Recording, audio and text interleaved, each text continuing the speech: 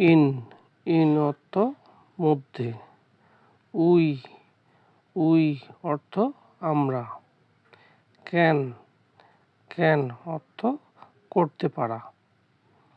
আদার আদার অর্থ অন্যান্য। দেয়ার দেয়ার অর্থ তাদের। উইচ উইচ অর্থ যা। টাইম টাইম অর্থ সময়। ইফ ইফ অর্থ যদি। হাউ হাউ অর্থ কিভাবে। সেম সেম অর্থ একই। এন এন অর্থ একটি। ইচ ইচ অর্থ প্রতিটি।